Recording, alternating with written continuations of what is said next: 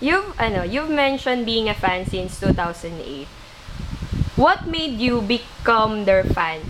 Ano yung reason bakit mo sila naging fan? Siyempre, nakita mo sila somewhere. Siyempre, may first impression ka. Tapos, what made you continue? Gusto niyo talaga malaman kung paano ako naging fan? Pakita lang si Marilyn Galat. Siya ang dahilan kung ba't ako naging fan. Pinakilala niya sa akin si Takaki Yuya. Tapos pinamemorize niya sa akin lahat ng members na isip ko. Okay. And then, ayun, sige. Ayun, naging fan ako dahil sa'yo. Tapos, ba't ako nag-continue? Wala lang, awesome kasi nila. I don't know, siguro nasa akin lang din yun. Minsan kasi kapag na-immerse na ako sa isang bagay, tinutuloy-tuloy ko na siya. Tulad nito, yung pagbili ko ng fan goods. Actually, like ko sinasabi sa sarili ko na, no, tama na, it's enough. Parang, ang dami mo ng goods, huwag ka nang bibili. And then, pag nag-ano sila next single nila, wala, bibili din ako ng bibili. Yung sa Hazy Jump, na ano ko sa magazines, as in talagang isang set yung binibili ko for them every month. Sa Katuon, yung single sa Manila, kay Jin lahat ng photobox niya sin kinokollect ko. Si Yama P, dahil last year ko lang siya nag-ichiban, wala akong masyado. Ayun. What are the changes in your life that are noticeable since you become their fan? Siguro naging more outgoing ako. Kasi, tsaka naging sociable ako siguro sa tao. Kasi nga, minsan may fan meeting, gatherings, ganyan. Tapos, kailangan syempre, parang magpapakilala ka sa sarili mo, ganyan. So, makakilala ka ng ibang fans pa ng Ichiban mo. Yung may immerse ka talaga sa conversation, ganyan. So, alam mo yung mapibuild up din yung confidence sa sarili mo minsan sa iba't ibang situations. Ganun. What are the things that you do as their fan? How do you support them? Tapos, gaano kadalas mo yung ginagawa? How do I support them? Yan, bibili ako ng goods nila. Tapos, ano pa ba?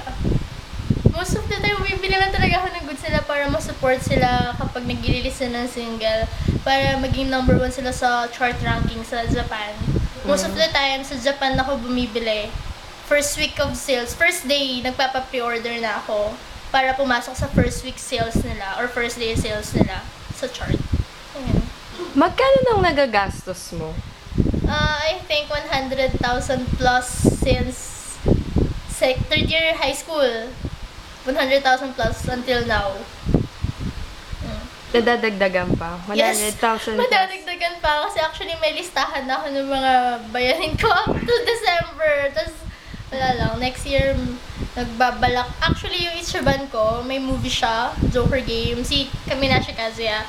And baka, mag-premiere kasi yung movie sa Singapore. So, nagbabalak kami pumunta ng ibang friends ko para lang manood ng movie, o, diba? How crazy is that? Just for a movie. Kasi baka pumunta siya for the red carpet. So, parang it's an opportunity for us. And malapit lang yung Singapore. And also, yung Rurouni Kenshin, si Takeru Sato, I went there. Then SM Mega Mall, yung first day na dumating sila, and in Glorieta for the press con. Pumunta ko doon. And grabe, wala lang. First time na may Japanese artist na pumunta sa Philippines. Kaya nakatuwa. Define yourself as their fangirl. Wow, define myself. Ang hirap naman ng tanong na yan. Paano ba? Normal ka ba? Extreme? Suicidal? Ay, hindi naman ako suicidal. Pero I think I'm an extreme fangirl to them. Kasi to the point na every TV show, singles, meron na akong singles talaga na binibili. Pero dina-download ko pa rin yung soft copy ng singles nila.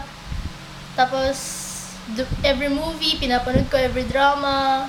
Tapos yun nga, to the point na pupunta kami sa ibang bansa para lang mapanood sila or makita sila. Ganon. Have they become a priority in your life?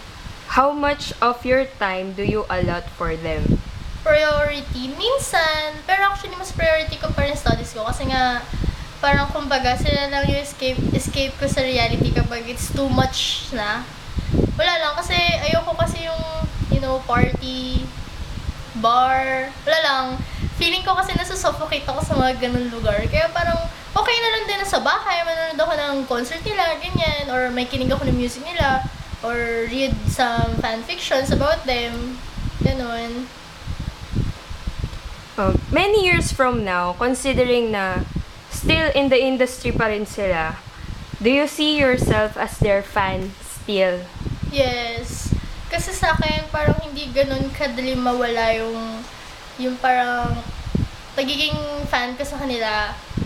I'm easily bored sa mga bagay-bagay. Kaya actually, kapag may mga games or may nakita akong bagong artist, minsan madali ako naboboard. Pero once talaga na na-immense ako dun sa boy band or solo artist na yun, talagang as in lahat, bibilhin ko, panonoorin ko, pupuntahan ko for them sa mga shows nila, ganun. Hanggang magkano ang kaya mong ilabas para sa kanila? Magkano? Ano yun? Per month? Per week? Hindi, ikaw, in your estimate. Kapag, actually, ngayon, kaya ko maglabas siguro up to 5K. Isang bagsakan Isang bagsakan. 5K. Pero syempre, kailangan pag-ipunan ng mabuti yun. What is your definition of a fangirl and how can you prove to me that you are one? Definition of a fangirl. Siguro just being supportive to your idols. In a good way na hindi ka naman kailangan mambash ng ibang groups or ibang solo artist. Kasi, I don't know, parang sa J-pop kasi, J-pop industry, hindi ko kasi nararanasan yung ganun na mag-release yung idol ko ng single, tapos kasabayan niya yung iba pang J-pop artist. Pero ang gusto ko lang talaga dito is wala akong narinig na binabash nila yung artist namin, yung idol namin. Kasi nga parang mag-release sila, ganyan kasabayan ng artist na ibang fangirls na ina-idolize nila. Parang ganun. Being a fangirl since 2008, pwede ka na ma-consider as a veteran in this, Veteran. in this field, pagiging isang fangirl. So ngayon, with the many fangirls that are being born today, yung parang, di ba, from normal girls, nakakonvert sila into fangirls. Ano yung, as their senpai, ano yung mga pwede mong i-advise para sa kanila? Gusto ko lang sa kanila, wag sila maging possessive sa mga idols nila. Kasi, in the first place, hindi nga nila kayo kilala eh. So, parang, diba, kasi may mga ibang fans ngayon na parang idol nila si ganito. Parang, ayaw na nilang maging idol yun ng ibang tao. Gusto niya, siya lang. Diba, parang, ang unfair naman na ikaw lang ang magiging fangirl ng taong yun. Bakit? Sino ka ba? Hindi ka naman niya kilala. Yun lang, kasi marami ako nakikitang mga bagong fans ngayon na medyo ganun na yung ugali, medyo possessive na talaga. Hindi katulad dati na, as in, sharing kami ng idols.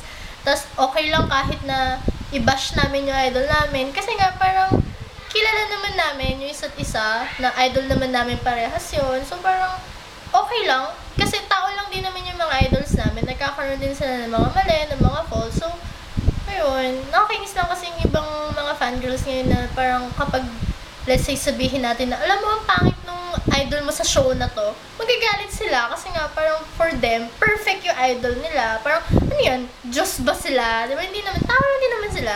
Wala, yun lang. Lang sa kanila ngayon. Yan. Okay.